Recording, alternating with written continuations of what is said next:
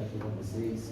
Sempre que a gente vai começar a fazer uma palestra, ter uma reflexão, ter um estudo, a gente vai sentindo a energia do ambiente, de cada um, e percebe como que vai ser, se vai ser especial, se não vai, se vai ter muita inspiração.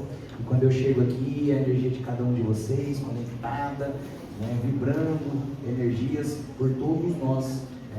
Claro, a gente vem aqui nas buscas para as curas das nossas dores, para a ambição de nos melhorar, de estar um pouco melhor, de buscar sentir um pouco menos, seja de dor, seja de angústia, seja de aflição, ou mesmo vibrar luzes por todo esse nosso planeta e pelas pessoas que estão à nossa volta. Quando a gente chega nessa energia, combina uns com os outros, parece que ela potencializa, se une à energia que vem do céu, e quando ela se choca, ela se explode, numa luz radiante que alcança os nossos corações. É isso que eu sinto, para a gente poder começar esse momento. Quem não me conhece, meu nome é Jefferson. E quando eu digo que é um prazer estar aqui com vocês, é porque através da comunicação social espírita, eu vou cumprindo a minha jornada aqui na Terra, a minha busca por ser uma pessoa um pouquinho melhor, para quem sabe quando eu retornar à pátria espiritual eu tenha feito a diferença na vida de alguém e, por sinal, na minha própria. Vamos fazer uma oração então para a gente começar, aproveitando esse clima de harmonia que nós estamos, depois das belas canções que vocês cantaram juntos.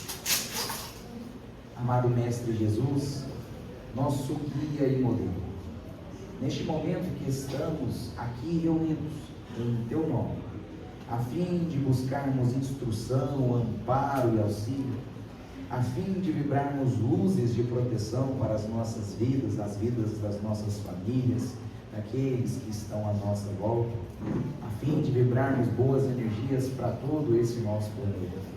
Aqui estamos entregues à Tua mão, da equipe de espíritos, médicos, enfermeiros, que nos amparam, protegem, guiam.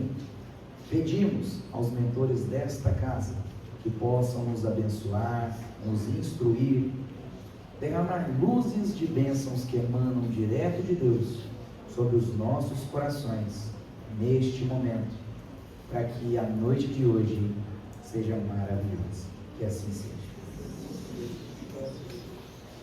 Quando eu cheguei, quando a gente escutava as belas canções, a voz é bonita, mas as canções são bonitas também. E aí, entoando ali, vocês cantando junto, eu abri meu evangelho para que a gente pudesse pensar em algo para falar. E aí, cada pedacinho do evangelho que eu vou abrindo, vem caindo um pedaço de papel, tem alguma anotação, algum rabisco, porque esse evangelho aqui me acompanha já há uns mais de 20 anos, em palestras espíritas. Esse bonitinho aqui, para eu não mentir, está aqui a edição dele de abril de 2014. Então, eu acertei 22 anos que ele me acompanha. 12, né? Eu estou bom de conta, estou trabalhando em banco, não uso. 12 anos que ele me acompanha, né? Eu achei que tinha até mais. 12 anos que ele me acompanha. Eu tinha um outro de 6. Esse aqui está quase, já está soltando as partes. Mas é tão bom poder na capa, que é prova que ele trabalhou bastante. E aí eu abri e caiu num trecho que é muito interessante. E aí caiu a colinha, vou deixar ela daqui, que às vezes eu olho nela e lembro alguma coisa, mas que é do capítulo 18, muitos os chamados e poucos os escolhidos. E eu gostei de ter caído nesse capítulo, porque eu estava assistindo alguma coisa na internet, não lembro se era uma palestra ou era um trecho de alguma coisa, e aí falava-se da importância do tempo. Falava-se da importância do tempo e de como ele nas nossas vidas é precário. De como a gente tem pouco tempo para tomar decisões e na maioria das vezes a gente toma decisões erradas. Estavam falando da importância da vida do galo para Pedro. Porque o galo cantou antes, aliás, depois, que Pedro negou Jesus por 3 vezes, pelo menos assim está na Bíblia. E aí quando vem muitos os chamados, poucos os escolhidos, eu lembrei na hora esse trecho que eu estava ouvindo de alguma palestra, falando, que o galo esperou o Pedro acabar de negar, para poder cantar. Será que o nosso galo vai esperar? Será que o dia de amanhã, que com certeza vem, depois da noite de hoje? Será que esse dia poderia ser um dia de reflexão, um dia de mudança, um dia de transformação nas nossas vidas? Será que ele poderia, olha que lindo, será que ele poderia ser o último dia das nossas vidas? E se fosse? Se amanhã nós não acordarmos, como que foi esse tempo? Até aqui. É uma reflexão profunda, porque muitos são chamados, poucos os escolhidos. A leitura fala: nem todos os que dizem Senhor, Senhor, entrarão no reino dos céus, mas só os que executam a vontade de meu Pai, que está nos céus. Quando Jesus diz que nem todos aqueles que dizem Senhor, Senhor, entrarão no reino dos céus, mas os que executam a vontade de meu Pai, ele faz um alerta ao povo daquela época que serve para nós nas épocas de hoje. Vamos fazer alguma reflexão? Quando Jesus aqui chegou, já existia religião? Quando Jesus chegou, não tinha? Religião não tinha? Não tinha religião? Tinha religião.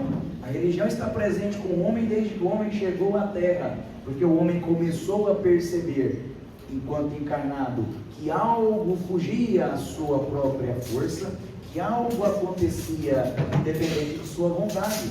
O sol nascia, o sol se punha, e depois do sol vinha a lua governar a noite, enquanto o sol governava o dia, e ventos levavam as folhas das árvores para algum lugar e as sementes para germinar. Os animais nasciam, já sabiam que deveriam comer para sobreviver, que deveriam correr da chuva para se esconder, e o homem, ainda no instinto réptil, no instinto animalesco, que o desenvolvimento da evolução da ciência vai chamar no nosso cérebro de reptiliano, que não tem nada a ver com aquela história, né, de teoria da conspiração, de que tem um povo aí que é meio lagarto, nada a ver isso, mas que é daquela ideia de instinto de sobrevivência, que a ciência provou que a gente herdou lá do desenvolvimento da nossa espécie, desde quando a vida foi se formando nesse planeta. Não é o tema dessa palestra. Mas como alguém aí falou que não tinha religião, eu quis trazer isso por quê? Porque o homem, interpretando esses sinais de que eu não controlava e algo acontecia, alguém tem que estar fazendo isso. São as forças da natureza. Mas como é a forma mais fácil de eu explicar algo que eu não vejo e que eu não entendo? Eu atribuo o conceito do sobrenatural. Então, se acontecer aqui agora, de aparecer aqui do meu lado um espírito branquinho, radiante, metade corre, a gente sabe, é normal. A gente tem medo do que a gente não conhece aprofundar. Mas se aí alguém for explicar assim, ó, como que isso pode acontecer? Porque existe vida depois da vida. Mas aquele povo lá da antigamente, dessa época das cavernas, não tinha como entender isso. Mas eles precisavam justificar o porquê que as pessoas partiam. Porque um bebê nasceu, alguém foi embora, alguém chegou, não faz sentido. E aí o nosso cérebro, ainda animalesco, começou a pensar, já começando a se desenvolver para o homem científico que a gente tem hoje, o Homo sapiens, que alguma coisa estranha acontece, porque alguém chega, alguém vai embora, e parece existir um ciclo disso aí. Parece estranho a gente falar disso hoje, porque depois do esclarecimento todo que a religião nos traz, e depois que a doutrina espírita escancara isso de forma tão detalhada e explicada, a gente fica assim, não, nós éramos meio bobinhos, né? Mas pensa, para alguém, para um ser que não tinha estudo, já começou a entender que existia uma espiritualização, uma espiritualidade.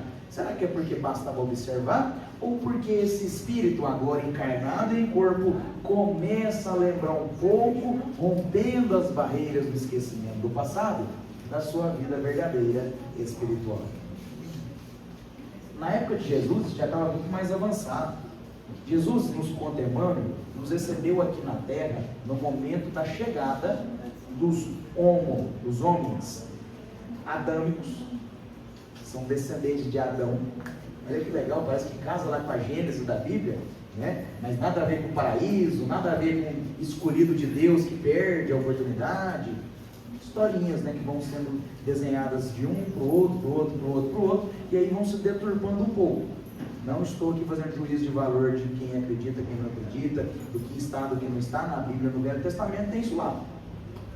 Só que nós somos um povo descendente de Adão, raça adâmica, que quando chegou aqui na Terra, e provavelmente esse ancestral comum, ou uma raça comum, que nós somos, como diria, descendentes, vamos entender por que eu vou chegar nesse ponto. Jesus nos recebeu aqui. Emmanuel é Caminho da Luz, nos primeiros capítulos, depois de falar da formação desse nosso planeta, da equipe espiritual do próprio Jesus Cristo, que operou nessa terra a preparação para que nós pudéssemos estar aqui, nos recebeu de braços abertos, como povos exilados, de um lugar que evoluiu e a gente não quis, de um lugar que queria ser melhor, de uma sociedade que queria ser melhor e a gente não queria.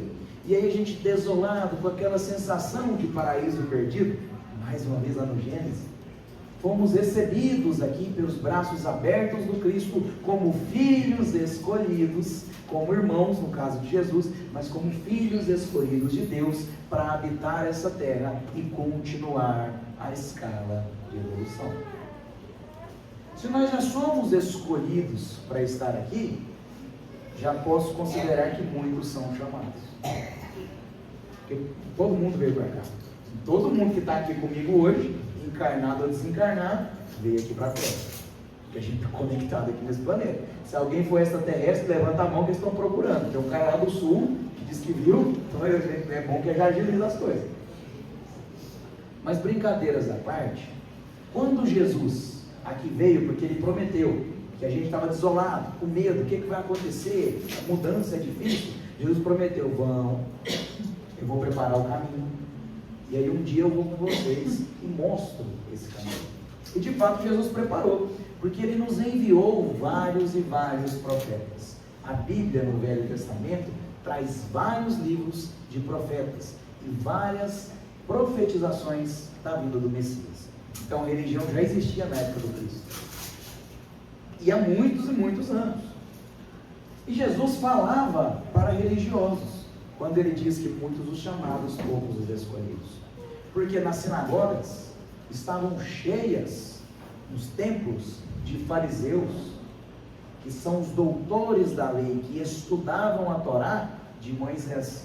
Moisés pode ser considerado como um patriarca da religião depois de Abraão, mas que o primeiro que trouxe a lei de Deus para a terra, certo? Que aí ele recebeu na psicografia, talhando na pedra os 10 mandamentos, e depois as suas quase 500 vezes no seu Pentateuco, para nortear o povo que Abraão trouxe para a descendência de um Deus único, do monoteísmo, porque lá no Egito Antigo já existia a religião, acreditavam nos vários deuses. Lá na Pérsia Antiga, que hoje é o Irã, já existia religião, e em vários outros lugares a gente encontra culto religioso. E o interessante, faço um gancho, não é tema da palestra, mas dá para fazer isso talvez em 1 hora de conversa só sobre esse tema, é que hoje, na atualidade, os arqueólogos encontram pirâmides no Egito, no México, na América Central, por sinal, na Ásia. Não tinha grupo no WhatsApp, gente, para a gente combinar isso. Mas algo em comum existia em povos que viviam em pontos isolados do planeta. Ah, mas um dia moraram no mesmo lugar, a Pangeia, na época dos dinossauros. E a gente não viu nenhum andando por aí. Feito esse giro, Jesus falava com religiosos. Mas por que ele precisava falar para os religiosos de que eles, mesmo tendo um chamado ativo, mesmo estudando a Torá, mesmo sendo doutores da lei, não seriam ainda escolhidos, porque poucos são os escolhidos? Se eu chegar aqui agora, nessa multidão que a gente está aqui hoje, e mais o pessoal que nos assiste de casa, e falar assim, ó, quem está pronto para ser salvo? Todo mundo vai levantar a mão, porque a gente se sente pronto. Aí eu falo assim, agora abaixa a mão, e aí eu estou no meio, abaixa a mão quem hoje falou mal do amiguinho. Aí já começa, abaixa a mão um pouquinho de gente.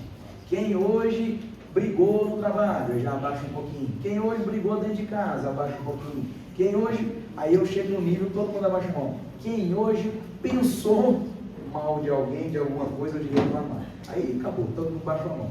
Porque nós somos seres ainda imperfeitos, nós estamos nessa escala de evolução para aprender e para evoluir.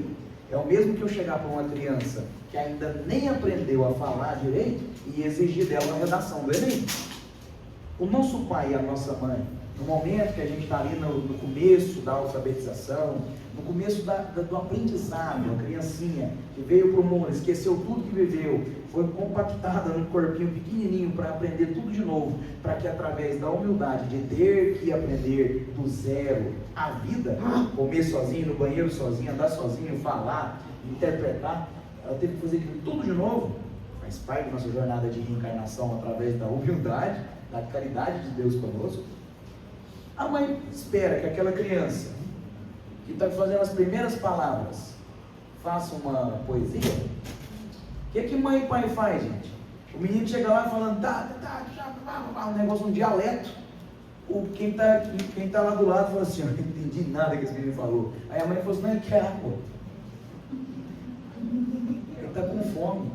Ele falou que precisa fazer cocô. A mãe sabe. Quem está em volta não entendeu nada. O menino não falou nada com nada, mas a mãe sabe. Por quê? Pelo carinho do convívio e a paciência de entender que aquela criança ainda não está pronta para formar frases completas e poder, com o raciocínio lógico que a gente tem enquanto adulto, desenvolver problemas. Se essa mãe e esse pai, que aqui na Terra a gente é errado, todos nós, não espero o palestrante chegar aqui na frente e tá perfeitinho, não, gente, porque aí não tem como abrir o centro. Não tem palestrante. A não ser que Jesus tenha tanta, sim, compaixão da gente, falar assim, eu vou pessoalmente. Aí imagina se ele for pessoalmente para todos nós, né? Para um por um. Porque tem gente que quer o Jesus de um jeito e outros que quer de outro. E eu não estou falando de aparência não, porque tem gente que briga, né? Jesus era branquinho do olho verde, Jesus era moreno, Jesus nasceu em dezembro, não, dezembro fazia frio. Cada um tem uma concepção de religião, porque a gente vai formando o nosso conceito que a gente quer para ficar melhor para a gente, para a nossa cabecinha, né? Então imagina Jesus aparecer aqui e não for nada do que a gente espera. O que a primeira coisa que a gente faz? Ah, esse aí não é Jesus não, esse aí é um impostor. Não é isso que a gente faz? Sabe aquela história lá do Cristo, né? De que muitas das vezes eu bati na tua porta, tive fome e me vestistes, tive sede e me deste beber, tive frio, né? Tive frio e me vestiste, né? Tive fome e me vestiste, não ficou legal. Tive frio e me vestiste, tive fome e me deste comer, tive sede e me deste beber. Quando que eu fiz isso, Senhor? Quando atendeis aos meus pequeninos. Aí nós aqui imperfeitos, ainda sabemos dar boas condições aos nossos filhos, ainda sabemos respeitar este período de aprendizagem, de evolução que essa criança vai ter. E para a mãe, né, é super desenvolvido. Aí quem está de fora fala assim, não, o menino não está fazendo uma palavra certa.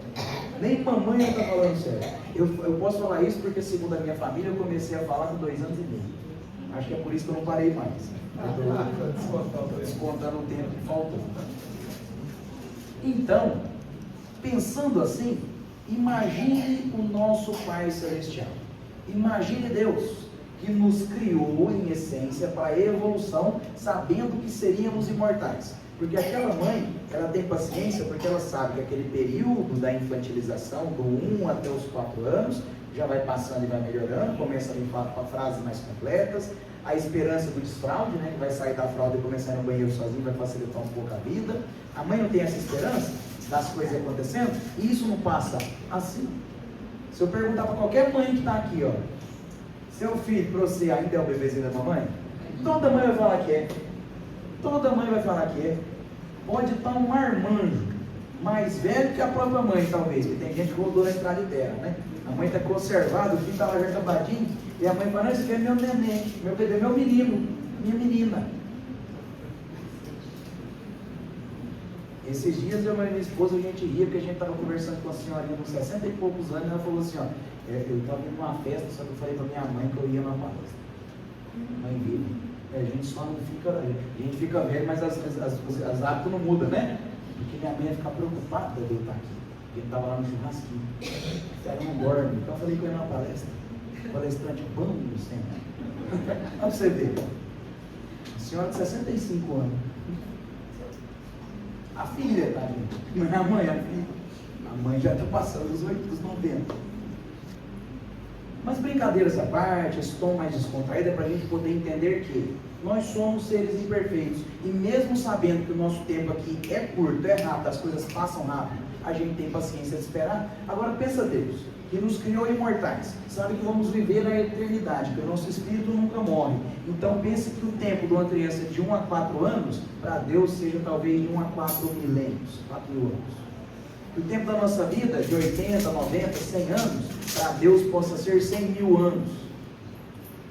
Porque para essa terra, o tempo da humanidade é um cisco, é poeira. Pela contagem do carbono, os cientistas já encontraram que essa terra tem bilhões de anos. Essa terra que a gente pisa aqui.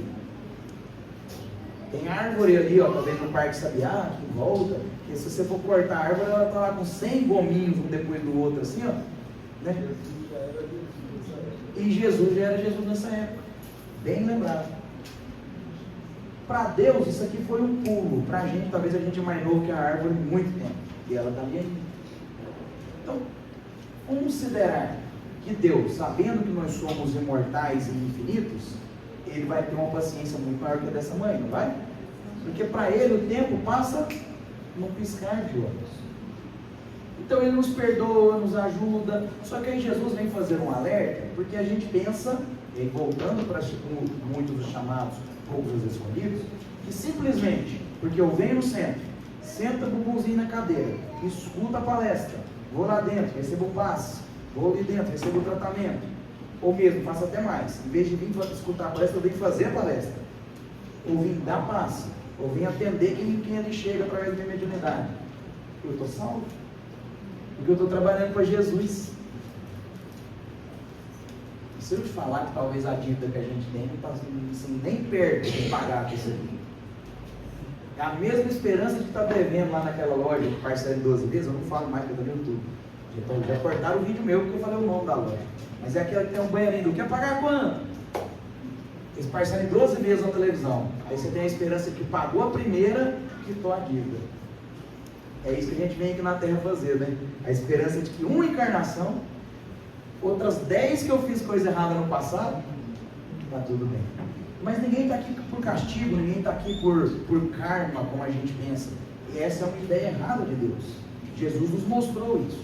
Nós estamos sim, pelo desencargo da nossa própria consciência, buscando o resgate dos nossos erros, expiando os nossos pecados, provando o nosso merecimento, da nossa própria consciência que está dentro da lei de justiça divina. Se a lei de justiça divina quer que nós todos sejamos pessoas melhores, que nós todos evoluamos, porque ela não vai entrar em dissonância, ou seja, ela sempre vai estar perfeitamente convivendo com todas as leis universais, e uma das leis universais é a lei de evolução, a lei de trabalho, de que todo espírito vai evoluir. Então não tem como eu pensar que Deus, certo? E foi quem criou todas essas leis e rege todo o universo, aceitaria que somente um pouco de nós fôssemos escolhidos. Todos nós seremos escolhidos. O detalhe é que, imagine que a gente vai ter agora a excursão para o céu. Caravana, o ônibus tem 50 lugares, nós estamos em mais de 50 pessoas aqui. Quem que vai? O ônibus parou lá na porta, abriu a porta, o que acontece? Ninguém entra, porque vai chegar na porta assim, bate 3 já ali, travou a porta e ninguém sobe. Porque nós vamos sair todo mundo correndo, porque eu tenho que ir na frente, eu vou primeiro. Aí você pega uma criança, leva meu filho, joga ela lá na janela do ônibus. É assim que a gente faz. Estava assistindo esses dias o The Chosen, né? Estava assistindo, aí eu lembro que eu vi lá aquela passagem do paralítico que ficava nas margens do rio para ser Betesda, para ser curado, e ele nunca conseguia chegar, porque o povo frejava em cima, todo mundo ia na frente e ele perdia a vez dele. É assim que a gente faz, na esperança da salvação, na esperança do milagre. Por isso que muitos são chamados e poucos os escolhidos, porque a gente acha que bastaria correr, bastaria acelerar e tudo está resolvido. E não é assim que a salvação chega. Não é assim que escolher chega. Então não adianta eu vir aqui no centro, achar que eu estou fazendo muito, mas estar fazendo pouco. O que é fazer pouco, Jesus? Vir aqui, fazer a palestra, sair daqui e fazer tudo o contrário do que a palestra falou. Serviu falar alguma coisa? Serviu ouvir alguma coisa? A gente tem a mania de sentar aqui e falar assim: nossa, meu marido tinha que estar aqui escutando isso. Nossa, mas se a minha mãe escutasse isso, fosse para ela ouvir, ela estava aqui. É para nós. Nós que estamos aqui. O momento é nosso. A oportunidade do aprendizado é nossa. Somos nós que precisamos estar aqui aprendendo. Nós fomos chamados.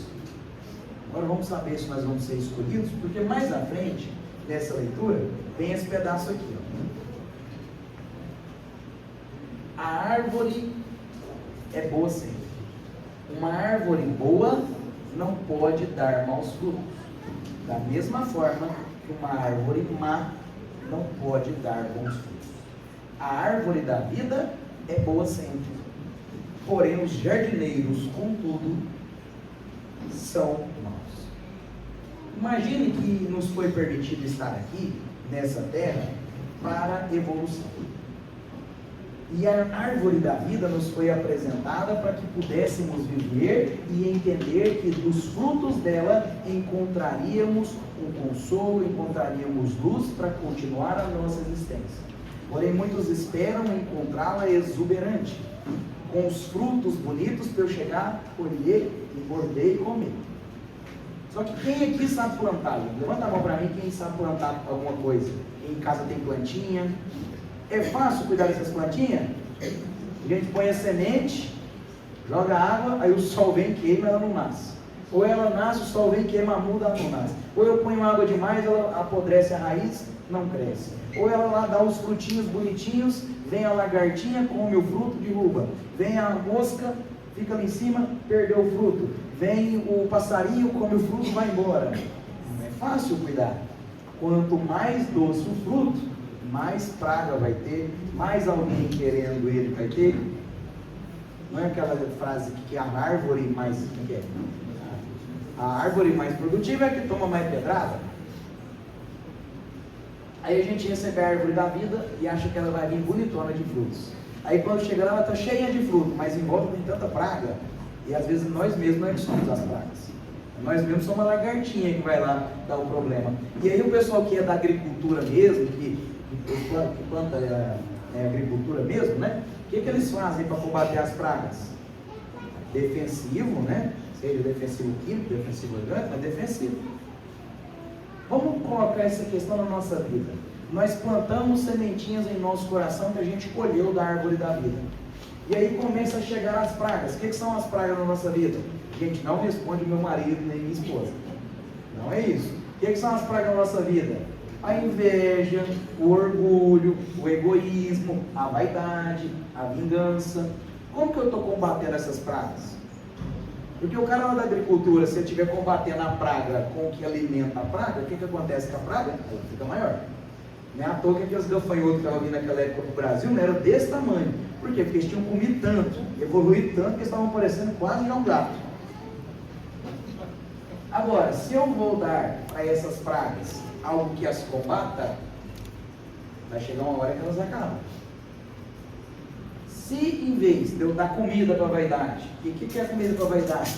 É continuar acreditando que eu sou muito melhor que o outro, porque eu estou mais bonito, mais magro, mais alto, cabelo mais preto, mais cabelo na cabeça. O que é um alimento para o orgulho? É de que o meu sangue é azul, eu sou de nobreza, eu vou no centro desde criança, você chegou agora, eu já estou mais preparado, eu vou na igreja todo domingo, eu sou obreiro do centro, da igreja, de onde eu for. Como que eu alimento a inveja? Fulano não merece, mas tem coisa muito melhor que eu que devia estar naquele lugar, eu que devia ter essa condição, eu que devia estar assim. E a vingança? Fulano olhou torto para mim, por isso que eu vou acertar a cabeça dele amanhã. Ciclano fez mal para mim na vida passada, por isso que eu tenho que fazer mal para ele nessa. E a gente fica nesses ciclos, alimentando as praguinhas que vão roer a sementinha do nosso coração.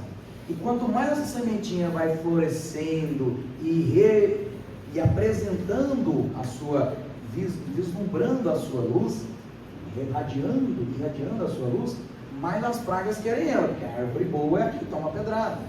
Então, essas pragas vêm em volta da gente. Como que a gente as combate? Como que eu combato a vaidade? Sendo mais humilde. Como que eu combato o orgulho? Também através da humildade. Como que eu combato a vingança? Através do perdão. E se eu puder ir combatendo esses males que me chegam, eu vou me preparando muito melhor do que aquele que conhece o que eu vou. Porque o que Jesus quis dizer aqui é que tem muita gente que são doutores da lei na palavra, mas nada nas atitudes.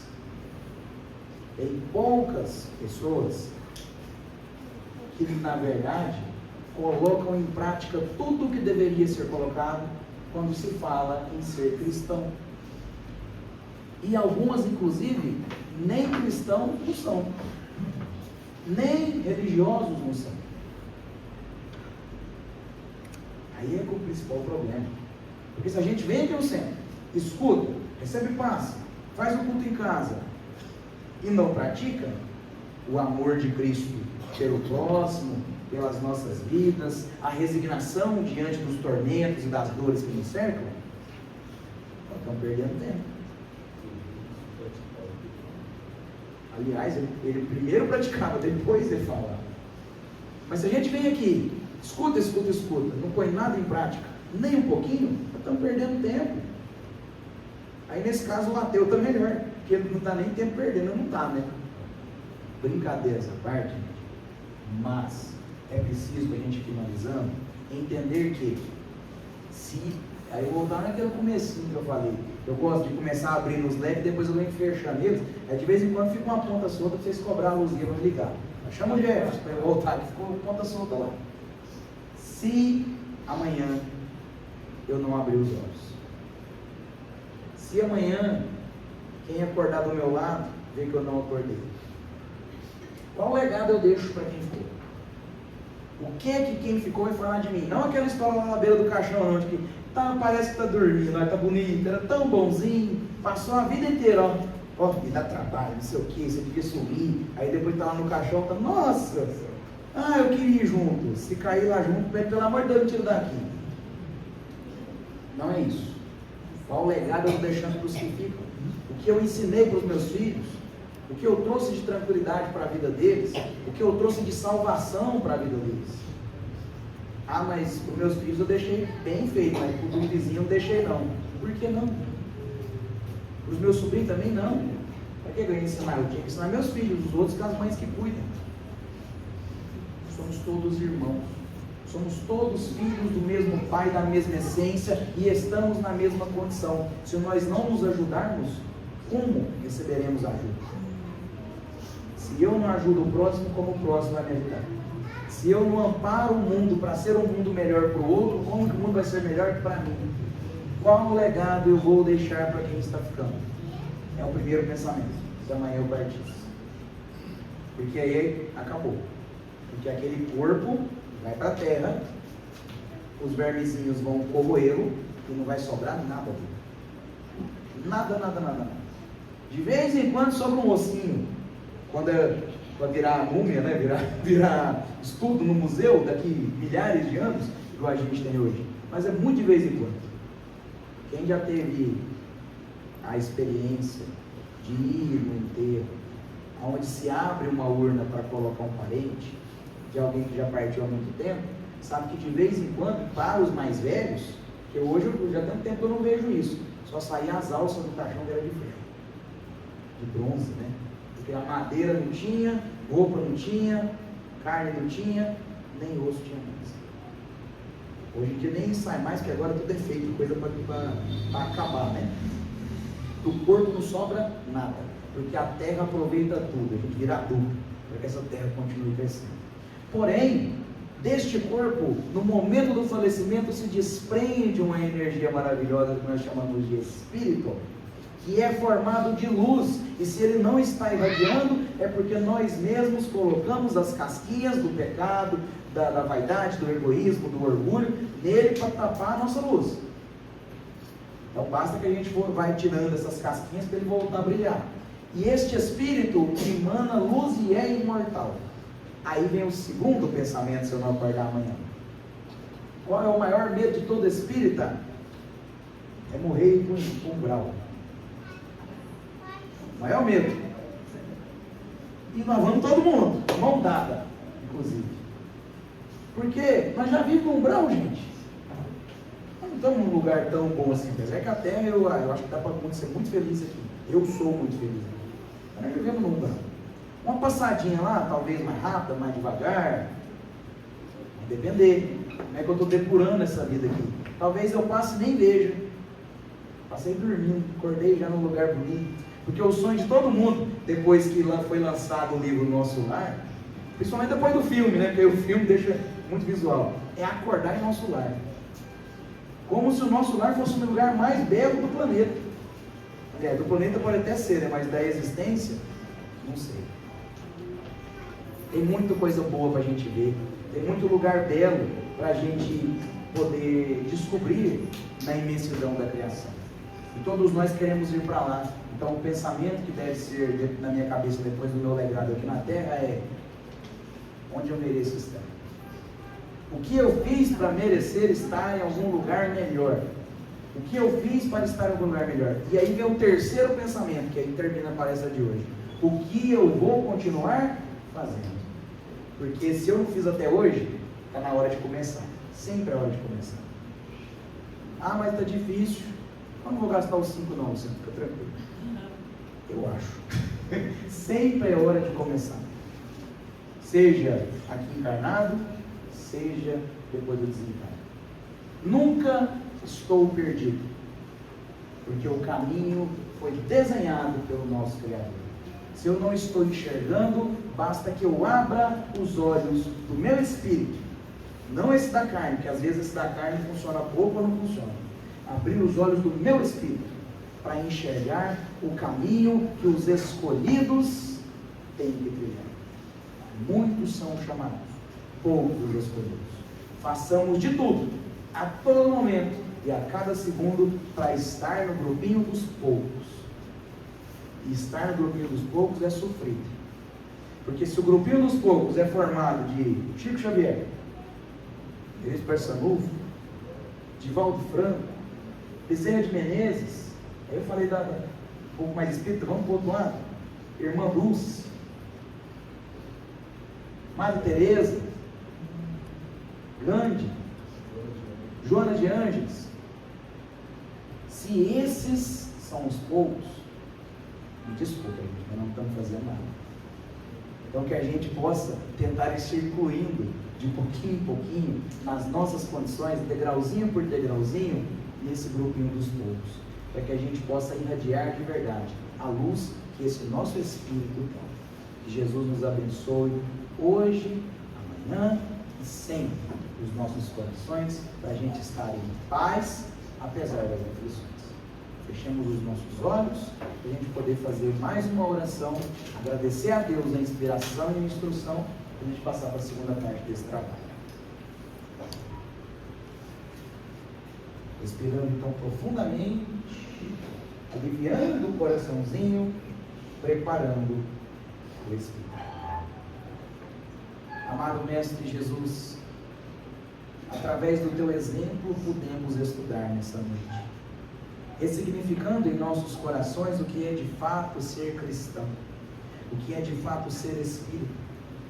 Gratidão por toda a instrução, pela inspiração que vem do mais alto, pela caridade de Deus por nós, porque merecimento não temos, mas ansiamos bastante que a luz divina nos encontre, nos fortaleça o nosso espírito, nos abençoe as nossas vidas, livra o nosso coração das aflições, das chagas, da dor, deixando conosco a esperança, a luz e a paz.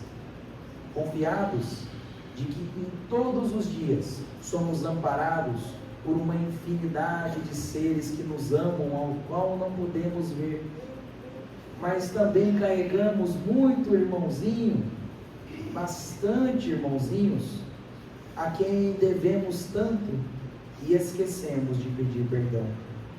Que possamos, nós e eles, sermos atendidos neste momento, a fim de encontrarmos de volta o caminho dos escolhidos, a fim de encontrar de volta o caminho da paz e do amor, na essência divina, na alegria de Deus sobre nossas vidas.